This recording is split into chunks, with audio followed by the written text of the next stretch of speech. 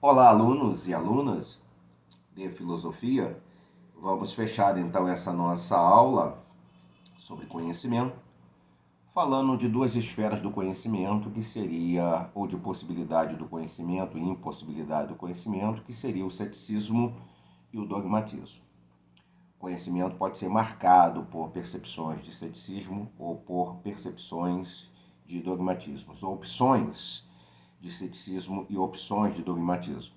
O que seria o ceticismo? O ceticismo é a impossibilidade de conhecimento da verdade. Então, os teóricos do ceticismo falam de uma impossibilidade de se conhecer a verdade. A verdade não pode ser conhecida. Já o dogmatismo é um posicionamento antagônico, é a ideia de possibilidade de conhecimento da verdade e a afirmação dela para todos. Ela ganha um caráter de universalidade. É isso que é e é assim que deve ser definido e todos devem estar de acordo em nome da verdade.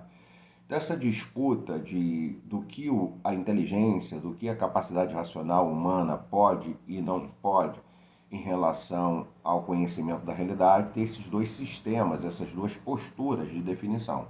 A postura do ceticismo e a postura do dogmatismo. O ceticismo ele pode ser um ceticismo absoluto ou um ceticismo relativo. O ceticismo absoluto está mais associado à pessoa de Gorgias e Pirro, dois filósofos importantes que viveram respectivamente no século V e IV a.C.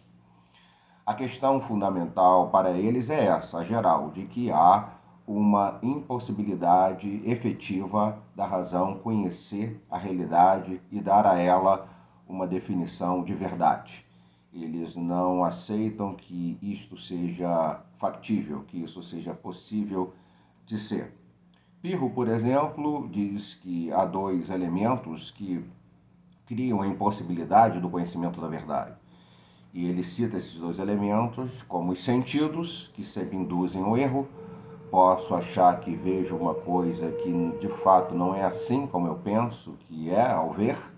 Os meus sentidos podem me enganar pela distância ou pela distorção do meu olhar. Posso então o tempo todo estar sendo enganado pelo aquilo que meus sentidos dizem. Os sentidos não são garantia de que efetivamente a realidade está sendo compreendida. E Pirro também vai dizer que há uma questão das contradições do exercício racional. O exercício racional não chega ao consenso definindo alguns temas da realidade. Essa contradição que a razão expressa na definição da realidade, por exemplo, a diversidade dos sistemas filosóficos, para ele é suficiente no sentido de apontar que não há uma possibilidade efetiva de assegurar que a razão vai chegar a uma verdade indiscutível e consensual que todos os homens em todas as culturas e épocas devem aceitar.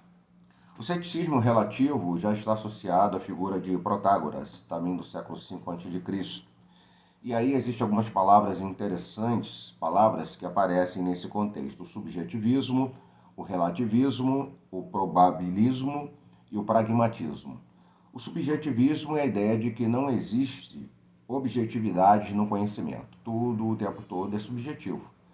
Tudo está de alguma maneira associado ao olhar específico de quem observa e quem produz um conhecimento sobre o mundo real. Como são muitas as inteligências que estão fazendo essas observações, então não há como ter uma objetividade, porque elas serão diversas, elas serão análises que não terão o mesmo padrão de abordagem, as mesmas conclusões acerca da realidade examinada a partir de uma determinada abordagem. O relativismo é a ideia da contradição da existência de valores absolutos. Um valor absoluto deve ser sempre entendido, dirão os relativistas, como um valor relativo que, por uma ação de arrogância intelectual, é colocado como sendo um valor absoluto. Os valores seriam relativos ao seu tempo histórico, os valores seriam relativos às circunstâncias civilizatórias que ele surgiu, os valores seriam relativos a determinadas opções de abordagens da realidade, os valores seriam relativos dentro de certos interesses políticos. Então, a relatividade, o relativismo seria uma constante no ser humano, no desenvolvimento do ser humano, no desenvolvimento das ações intelectuais da humanidade, e seria o único elemento que poderíamos considerar como lógico, esse relativismo no entendimento das coisas, e não uma ideia de um valor que possa ser absoluto, supremo, inquestionável para todos. O probabilismo, que seria a ideia de probabilidades, e a credibilidade que essas probabilidades poderiam apresentar.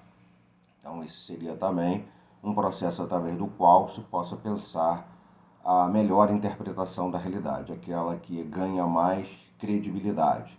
Haveriam várias concepções, por isso esse ceticismo é um ceticismo relativo, porque ele entende que entre as concepções diversas de abordagem do mundo, algumas apresentariam uma credibilidade maior, porque a sua probabilidade seria mais consistente. E o pragmatismo, que é a ideia de que o que é verdadeiro é o que é útil. E se alguma coisa apresenta a sua utilidade num processo social qualquer que seja, aí nós teríamos sim algo que seria já importante para a ação do conhecimento. O conhecimento não deve buscar nenhuma verdade no sentido mais absoluto do termo, mas sim procurar uma viabilidade de explicação dentro de um mundo social específico, onde vive uma comunidade, onde o indivíduo se insere, para dar respostas que sejam úteis para a sua construção de vida naquele espaço social. Então, a utilização do conhecimento numa perspectiva pragmática. Já o dogmatismo, ele pode também ser dividido em dogmatismo radical e dogmatismo crítico. Essa ideia de que há uma possibilidade de conhecimento da verdade.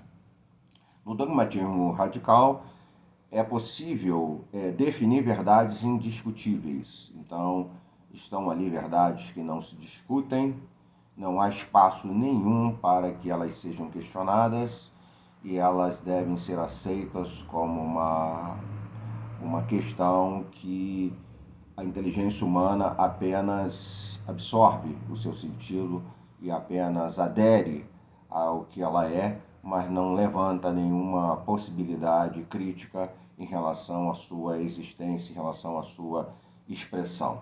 O campo não só da religião, mas o campo da política e outros campos, o dogmatismo pode aparecer. Ele não é inerente a uma forma de cultura, ele pode estar presente em cenários de ação política, estar presente em cenários de ação religiosa ou não. Então, por exemplo, quando alguém tem uma concepção de que um processo político, uma determinada ideologia política, ela é a verdade absoluta e todas as outras manifestações de pensamento político contrário a elas estão absolutamente equivocadas, nós temos aí uma questão ideológica que se coloca na esfera de um dogmatismo político aceito por um indivíduo ou por um grupo dentro da sociedade. Mas há também um dogmatismo crítico. Esse dogmatismo crítico não abre mão da ideia de possibilidade de existência de um conhecimento verdadeiro acerca da realidade e assume esse fato proclamando a verdade de um determinado tipo de conhecimento, mas está sempre pronto para o debate, para o diálogo, para a conversa, no sentido até mesmo de aperfeiçoamento da compreensão que se tem da verdade e também para que se possa extrair de outros cenários alguns pontos importantes e positivos para uma convivência social que não seriam antagônicos à concepção de verdade do grupo A em relação a esse grupo B. Esse dogmatismo crítico, ele também se volta muitas das vezes contra si mesmo no sentido de perceber que uma determinada análise de um campo qualquer do conjunto de convicções que ele se insere pode ter alguns problemas, e esses problemas são encarados, são pensados, são discutidos no sentido não de derrubar as convicções, mas no sentido de torná-las melhores, mais efetivas e mais significativas na compreensão daquilo que é o verdadeiro estabelecido por um critério de análise. Portanto, ceticismo e dogmatismo são posturas interessantes que aparecem na história do pensamento filosófico para definir duas grandes possibilidades de olhar para o conhecimento: entender a sua impossibilidade ou entender a sua possibilidade.